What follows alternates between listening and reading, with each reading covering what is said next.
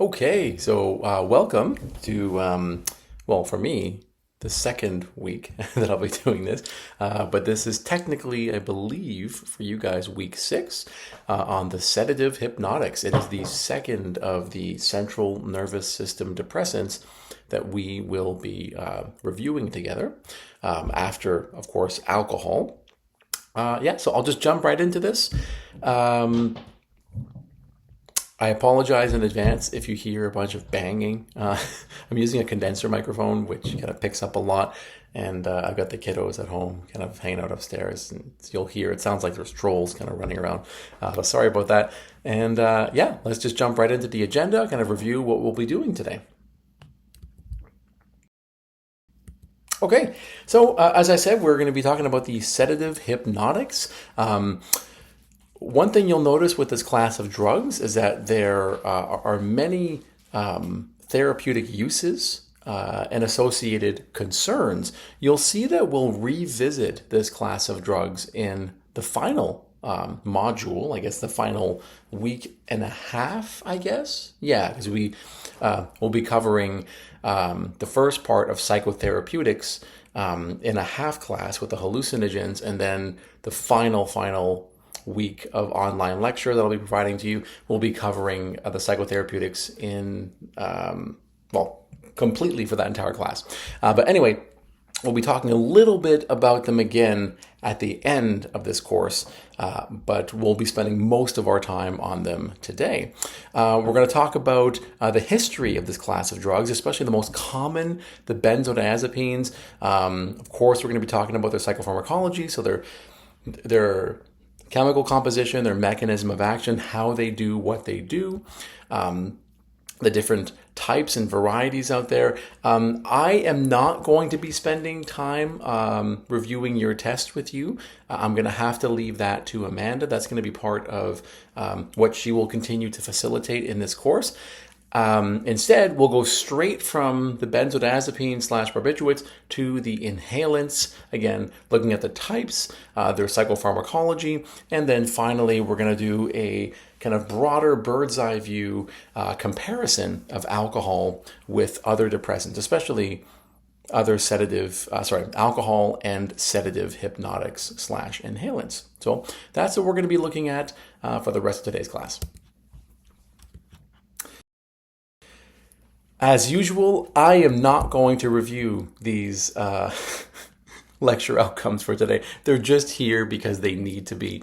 So no, I am not going to read through these. Please feel free to do so and then double check to make sure that everything that's been covered in these video narrated slides actually touches on one or more of these lecture outcomes.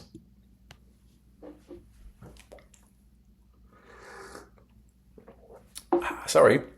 I totally thought I hit the pause button there to take a sip of the world's smallest cup of coffee. I'm just kidding, it's an espresso, because I'm a hipster and I like to do that. So anyway, let's move on.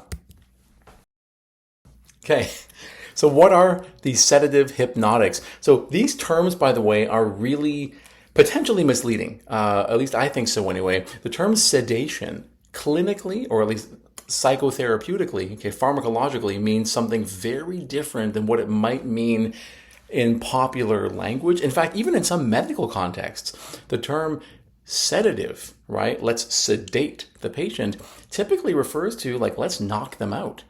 Technically, though, okay, when we're being very strict in pharmacological contexts, the term hypnosis, okay, or in some cases, tranquilization is what we really mean by sleep inducing. Okay, so anyway, the sedative hypnotics are drugs that affect sedation, okay, and we'll talk about what that means in a second, and hypnosis. Sedation is also anxiolytic, okay, so like sedative is the same as anxiolytic, in other words, anxiety reducing. Okay, a sedative drug is a drug that somehow mitigates, prevents, or reduces the experience of anxiety or anxiety symptoms. A hypnotic drug is a sleep-inducing drug. Okay, so it's a drug that is likely to produce a state of sleep. Both, okay, especially by virtue of their pharmacology, produce generalized central nervous system depression, very similarly to the manner in which alcohol produces central nervous system depression. Now, the name, okay, of course, when we're talking about the sedative hypnotics, okay, depending on which drugs we're talking about, we'll call one a sedative or one a hypnotic, depending on their use, their function.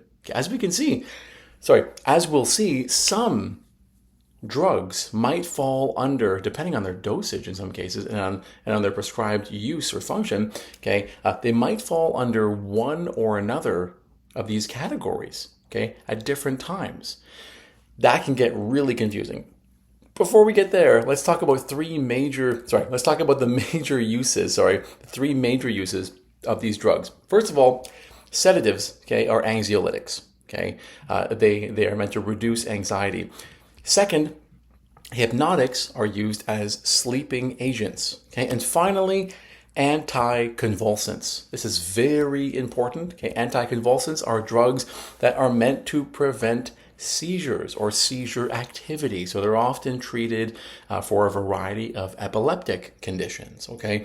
This is also, by the way, why they are so useful, okay, at especially stage 1 or 2 of the classic alcohol withdrawal syndrome, because they help to prevent people from going into stage 3 of alcohol withdrawal syndrome, which, if you remember, includes not just delirium tremens, right, or the DTs, okay, hallucinations and, really pronounced disorientation, okay, but also seizures, okay, which can be potentially fatal to someone in that condition. Okay, so let's start with the first primary beneficial use, and we'll see as we go through these, you'll notice that the beneficial uses will come with a kind of dark side. I'm not sure what the right metaphor is. I'm always confused. Is a double-edged sword something that's got two negatives, or is it something that's got like one positive and a negative on the flip side? Call it a mixed bag, okay? There's, like for whatever is good over here, there's a dark underbelly, okay? So let's talk about these beneficial uses and then directly corresponding concerns associated with the use of sedative hypnotics. So as we've said many times now, first of all, these drugs are used to reduce, to mitigate, and in some cases potentially eliminate certain episodes or at least intensities of anxiety. So they're prescribed to reduce anxiety. Many concerns, okay, about the use of these drugs for the purpose of reducing anxiety. First of all, we know that some anxiety disorders respond to anxiolytics, while others seem to be more effectively treated by other drugs. We're going to learn a whole bunch about later in the course in the module on psychotherapeutics, namely antidepressants. Now, the antidepressants, okay, are not just as pharmacologically effective for addressing anxiety, but they don't come with, first of all, central nervous system depression, which is always a scary thing, potentially. You'll be really careful with that. Again, remember, like alcohol, okay, it can produce respiratory depression, especially when combined with alcohol, but also, okay, it can produce pretty serious physical and psychological dependence, including a withdrawal syndrome. The antidepressants avoid the vast majority of those problems. They have their own problems, but nothing like the classic sedative hypnotics, like the benzodiazepines, okay? As well as behavior therapy, okay? Some anxiety disorders don't even require, okay, strictly speaking, pharmacology for their intervention. In fact, they're more effectively treated by cognitive behavioral therapy or anything adjacent to cognitive behavioral therapy, okay? Next, patients or clients who are prescribed these drugs might take these drugs for an excessively long period of time, okay? And that's not good, okay? Especially if you create a kind of contingency relationship with them, if you create a kind of like dependency relationship, a functional dependence on them, people can end up using these for a very long time. And this is especially concerning because these drugs tend to be massively overprescribed. for a lot of reasons. Okay, one of them being that there's a difference between clinical and subclinical anxiety. Okay, that's a very important thing, by the way. Many people will kind of come to their physician and look, there's a very similar thing that happens in the space of the opioid epidemic, right? Where people come to their physician and say, "Hey, I feel X," and right? In this case, say, "I'm kind of worried, I'm apprehensive, I'm afraid," and almost immediately the response by the physician or the psychiatrist, really like it's their only tool in the toolkit, right? Many of them don't have much by way of psychotherapy training or even supportive counseling training. They'll just kind of whip out the one tool they have, which is an anxiolytic.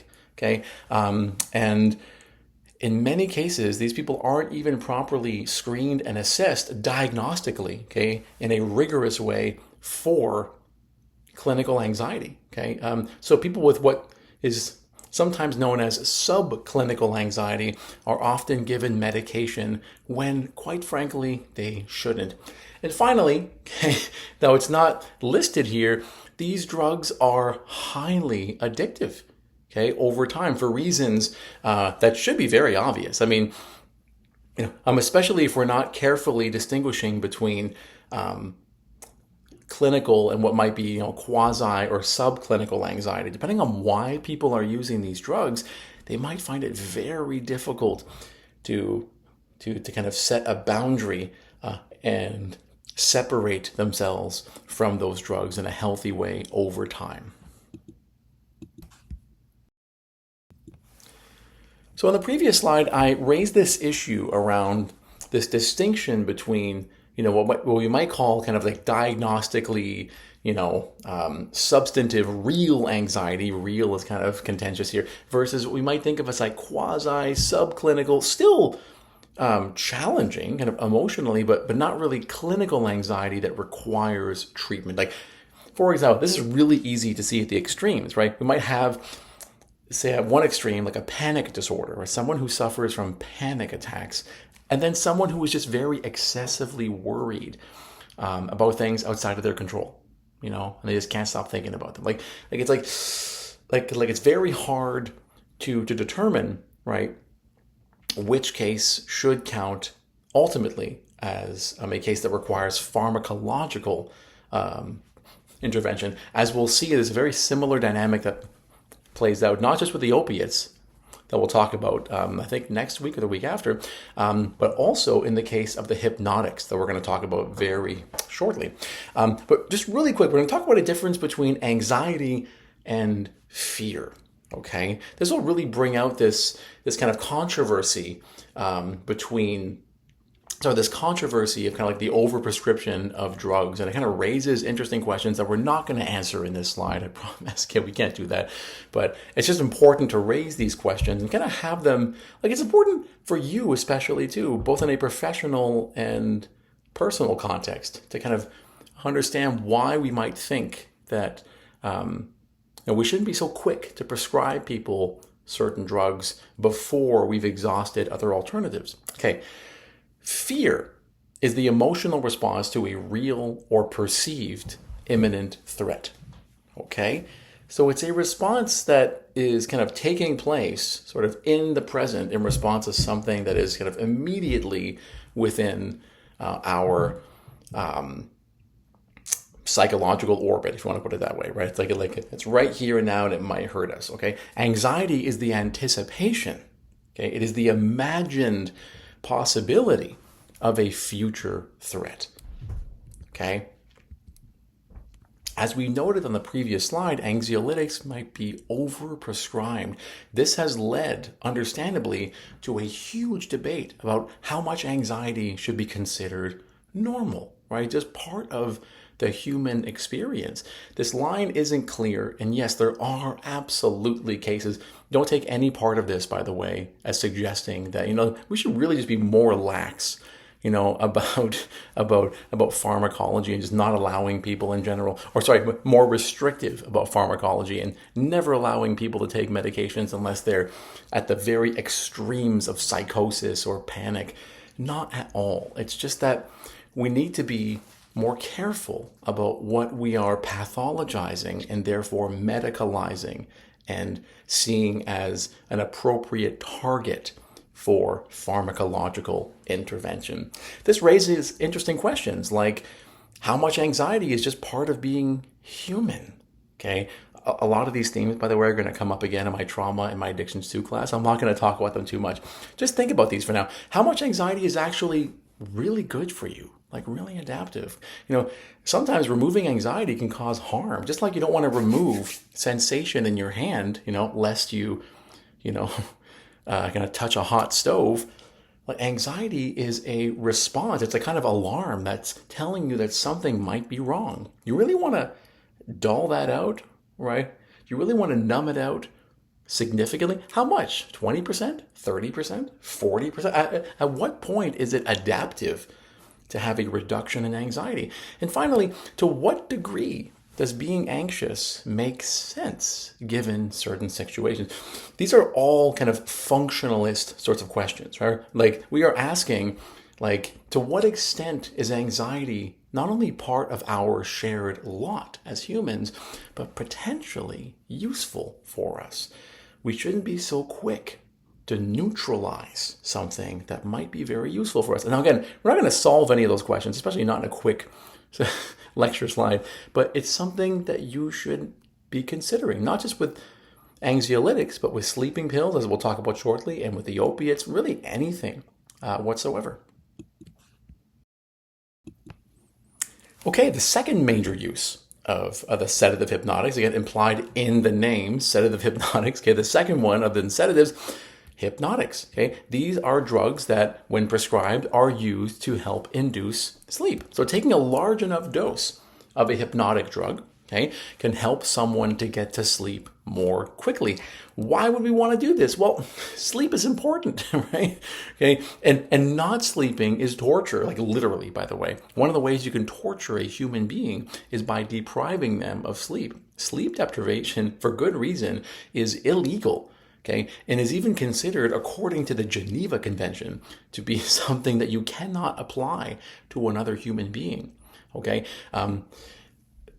sleep deprivation is terrible. Okay, now moving kind of a little further back from the severity and the extreme of sleep deprivation as torture, insomnia sucks. Okay, just not being able to sleep, it's a common complaint. Although people sometimes tend to overestimate just how severe it is, just how kind of insurmountable it is. And more often, by the way, people fail to take steps to properly address what we sometimes call sleep hygiene issues. There's a slide coming up shortly where we're going to talk about sleep hygiene, right? And usually what I do is if someone ever asks me, look, I'm not in a position to diagnose or to prescribe, right? In any case, pharmacological agents of any kind, like psychotropics, nothing, especially not hypnotics, right? Sleeping pills. Okay, but sometimes people ask me, like, Carl, I'm thinking about having a conversation with my doctor or my psychiatrist about this. And I'm just not sure if I really, if I should make that decision to take a sleeping pill. Right? Do I really need that? And what I tend to tell people is like, hey, look, I'm not going to tell you what to do. And, I'm not going to tell you that there are no circumstances in which a human being would not need a sleeping pill. I'm going to tell you that the vast majority of circumstances in which people think they do are not good reasons, okay? And that in the vast majority of cases, people have actually, through no fault of their own, it's kind of ignorance. It's we haven't learned about it. You know what I mean? Like we haven't learned proper sleep hygiene. And for that reason, a lot of people are just not applying sleep hygiene in the way that they know they should, or that they don't know that they should because they haven't learned it yet. A lot of the time, people know good sleep hygiene, they're just not applying it, okay? But we'll come to that a bit later. Now, there are many concerns with the use of with the use of hypnotics, okay, sleeping agents. First of all, okay, not only can they be addictive, okay, they can create a kind of functional psychological dependence for sure. They can also induce tolerance, okay, more generally dependence, but also a phenomenon called rebound insomnia. Okay, rebound insomnia is kind of scary. So think of, in fact, we talked about this, I think, with respect to alcohol and other contexts, but rebound insomnia is what happens when whatever sleeping issues that you had prior to taking a hypnotic agent, okay, a sleeping pill, okay, to help address that sleeping issue, well, when you remove that sleeping pill, right, from your consistent schedule, okay, when you stop taking it, whatever sleeping issues that you had prior to that, okay, all else being equal, like if you haven't changed anything else in your life, you will have a rebound, okay, insomnia. What does that mean? You will have even worse insomnia than what you started with prior to taking the sleeping pill. Okay, rebound insomnia is terrible because you not only get the insomnia back again, you get an amplified, uglier version of it. Okay, and one that's even harder to address later properly with sleep hygiene. But like I said, the use of a sleeping pill most often just fails to address lifestyle issues. Okay, many lifestyle issues, okay, that are in many ways easy to address, okay, and are very low cost, okay, if not entirely free, lie at the root of many cases of insomnia. And again, we're going to talk about those later, okay? But here we're just talking about like bad sleep habits. There are also really important safety issues, okay? Many issues that have been raised that some hypnotics produce, for some patients at least, severe adverse psychiatric reactions. Okay, that is pretty scary stuff. Okay, all right. Actually, let's just talk about these right now. This will look a little bit disjointed because I realized this slide for some reason showed up later in the slide deck. I don't know why, but anyway. So I guess a moment ago, it doesn't feel like a moment ago because I talked about this slide about 20 minutes ago as I was presenting these slides. Anyway, okay, a moment ago, we were talking about how the vast majority of cases of reported insomnia, okay, usually do not require pharmacological intervention, or at least should not require pharmacological intervention as a kind of first response. Okay, typically what we want people to do is to address potential kind of deficits or kind of points of ignorance with respect to their sleep hygiene. The idea is that if you can address some, okay, or more. In fact, this is not a comprehensive list, by the way. If you are able to address some, if not all, of the relevant dimensions of sleep hygiene that apply to your life, some of them are on this list, okay, then and only then would it make sense for you to, approach a doctor or to seriously consider, okay, you know what, I've taken a whack at this and nothing is helping. Right? I've made these lifestyle changes. It's not for want of trying. It's not for it's not for a failure on my part to attempt to restructure my life in a way that is healthier. Right? For example, to avoid drinking coffee at like 9 p.m. when I have to sleep in a couple of hours, to not exercise, like vigorously close to bedtime, to not be looking at my phone right before bed or any other screen or engaging with any other technology in a way that, kind of captivates my attention and my creativity, or to eat very close to bedtime. In other words, okay, if I haven't addressed my sleep hygiene, okay, my habits around sleep, specifically my bad habits around sleep, I shouldn't be so quick, okay, to address my insomnia pharmacologically. And then finally, the final beneficial use of the sedative hypnotics is that they are used as anticonvulsants. Okay, in low doses, or at least combined with other anticonvulsants, they can be prescribed for seizure disorders, what are sometimes called epileptic conditions or epilepsies. And here's the big one, okay, right.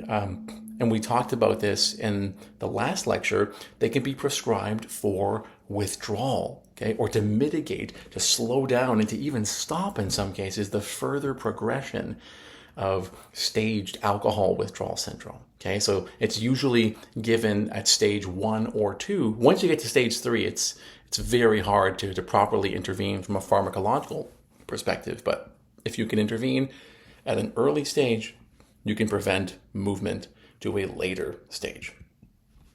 The concerns with the sedative hypnotics used as anticonvulsants in this way is that, first of all, tolerance, okay, creates this kind of like anti-sweet spot, okay? It creates this really precarious low margin of error zone where it's really difficult to find a dose that is effective but that doesn't cause excessive drowsiness, okay? So in other words, it's hard to find a dose that doesn't, cause you to oversleep or to enter into, modes of sleep that are not really restorative. They're almost comatose. I'm not even joking, really, right? But like they will put you into a kind of sleep that is not even helpful from the perspective of our physiology and what our bodies need in terms of restorative rest. That sounds like a pleonasm. Anyway, doesn't really matter. And finally, abrupt withdrawal, ironically, okay, is likely to cause seizures. So, it's like this is very similar to rebound insomnia, okay, in a way. In the case of hypnotics, right? If you're using this drug to address the problem of seizures or to prevent seizures from occurring, well, if you abruptly come off of them, you can cause further seizures, sometimes more severe seizures. Of course, there are workarounds to this, right? Tapering off the substance, slowly and gradually, but it still is a problem worth considering. Now, this next slide is just a diagram of the alcohol withdrawal syndrome, and it shows you kind of each stage of alcohol withdrawal. Okay, and it tells you that at each stage, okay, especially stages 1 and 2, right? I know in this slide it says at stage 3 as well, but especially at stages 1 and 2, it is extremely effective to administer a sedative hypnotic like a benzodiazepine, for example, Valium being a very common one, at one of those stages to prevent further movement along the stages of alcohol withdrawal. So very potentially useful and therefore very widely used in medical contexts like withdrawal management centers. Okay, so we cannot overstate the importance pharmacologically, okay, from a treatment perspective of folks who are trying to safely withdraw from psychoactive drugs, of utilizing this substance. So just real briefly, it's important to, every so often when we get a chance here, we'll briefly review the kind of dynamics, well, the pharmacodynamics really, of how it is that we become tolerant to something, develop a dependence on it, and therefore what happens when that tolerance, in other words, that homeostasis, produces a condition within our bodies, more specifically within our neuroendocrine system, that sets the stage, that makes it possible for a withdrawal syndrome to occur. So let's get into why this is the case. Okay, so when you're drinking, let's remember, okay, that 1-2 punch of alcohol, that central nervous system depressant 1-2 punch, it increases the natural, here's a thumbs up, okay? It increases the natural inhibitory effect of GABA, and it decreases the natural excitatory effect of glutamate. That's how alcohol achieves its maximal 1-2 punch of depressant effect at the level of your nervous system.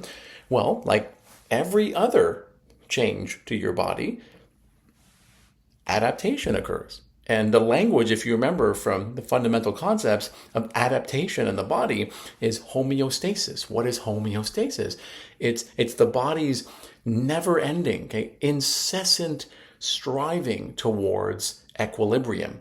okay, to achieve a kind of all systems balance. Okay, so what does the body do when you introduce alcohol and artificially increase the naturally inhibitory effects of GABA and artificially decrease the naturally excitatory effects of glutamate? Please follow me. I know there's a lot of ups and downs. And okay, well, what does it do? Well, when you raise artificially the inhibitory effect of GABA, your body's going to respond homeostatically by going, oh, geez, okay, well, we need to balance this out. So we have to inhibit the natural inhibitory effect of GABA. We don't want too much, right?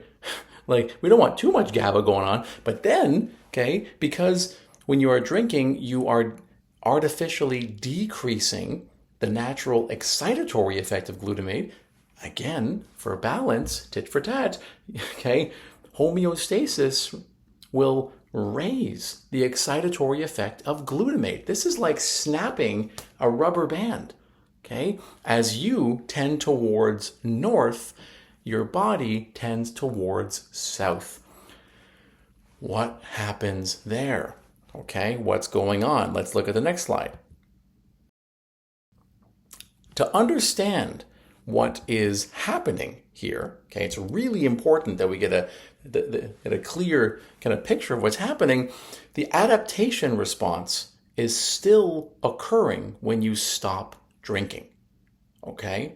So when you stop drinking, the body is still in response to your drinking, the body is still inhibiting GABA, okay, because alcohol was enhancing GABA, and now the body is enhancing or increasing glutamate.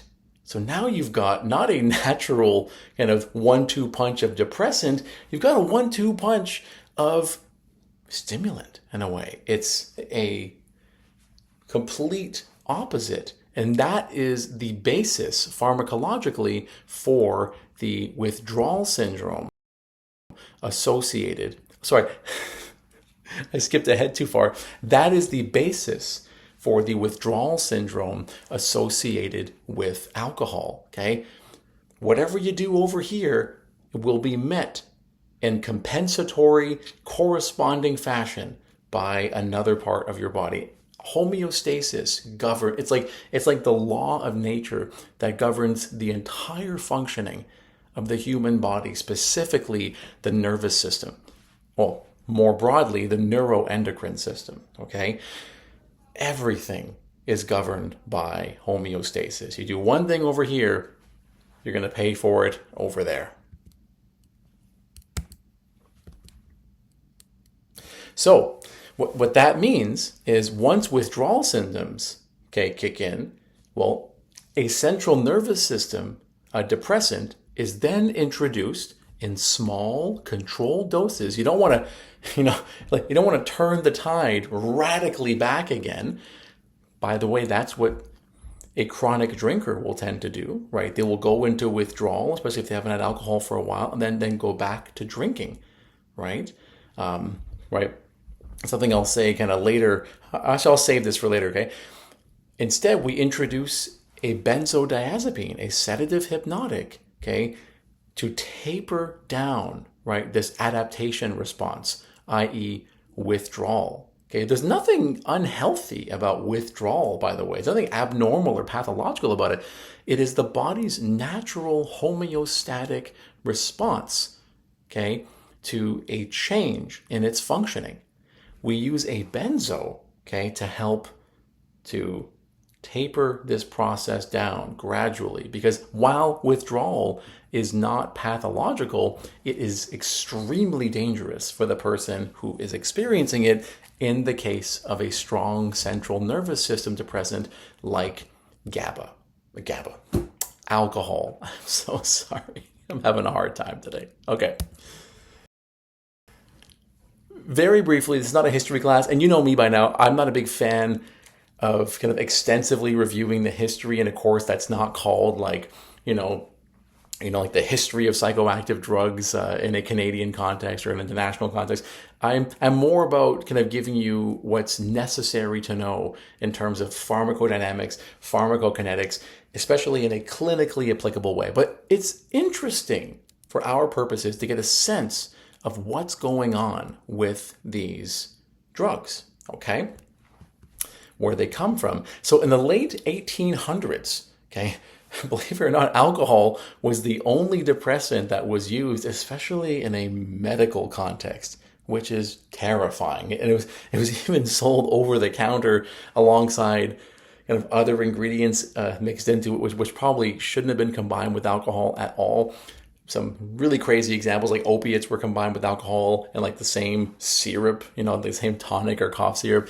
But alcohol was the only depressant that was actively used until the late 1800s. In the early 1900s, barbiturates replaced alcohol as a medicinal alternative, okay, as a medicinal sedative, as well as a hypnotic, to be honest, okay. The barbiturates, though, we're not going to talk too much about them today. We'll talk a little bit about them in a while because we want to get a sense of, really, we're going to talk about the barbiturates not because they are like clinically relevant today. They are very infrequently used, kind of outside of the kind of modern developed. I know those are really kind of contentious terms, but I hope you know what I mean when I say that when we're talking about like the scientifically kind of advanced literate world, right? The barbiturates are not used unless it is absolutely necessary or no other drugs are available, okay? The main reason being they're extremely high dependence liability and they're very low margin for error, okay? They have a low safety margin. In the 1960s, the benzos replaced the barbiturates largely due to concerns around safety. But anyway, we will come back to that in some more detail fairly soon, okay? But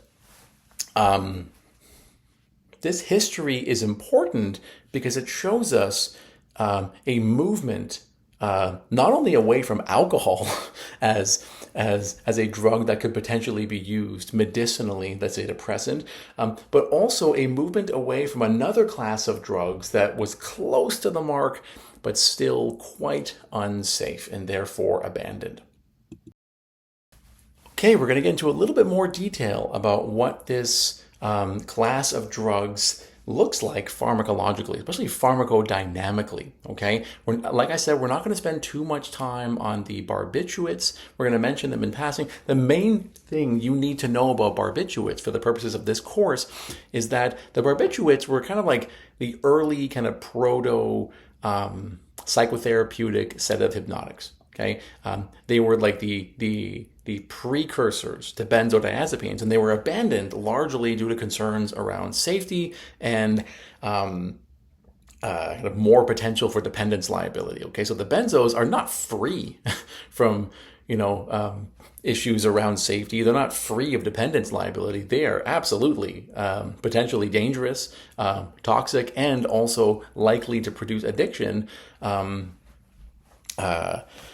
And in many cases have, but the barbiturates are just far worse. Okay, so there's a kind of wider kind of margin of error and therefore a kind of wider safety net associated with these substances. So before we get there though, remember that the sedative hypnotics, okay, like alcohol, okay, they're in the same family. They share cross tolerance, okay, which is why we can use them to treat alcohol withdrawal syndrome. They produce generalized central nervous system depression, okay. Their major chemical grouping, again, are the barbiturates and the benzodiazepines. We're going to separate these, by the way, from the inhalants, even though the inhalants are a very similar class of depressant, okay.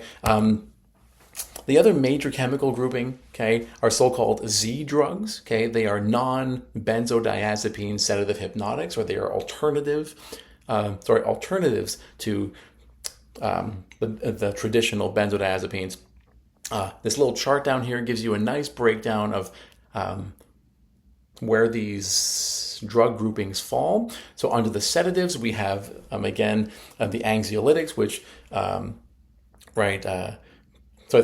the sedatives are the drugs that are anxiolytics. They relax, they calm, they tranquilize, not in the sense of knocking out. Again, that's a potentially misleading term, they render tranquil, right? Like in more of a kind of psychological sense. Okay, and then the hypnotics are drugs that induce sleep, right?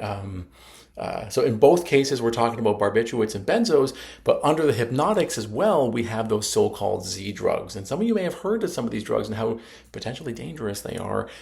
They've been reported widely in popular culture.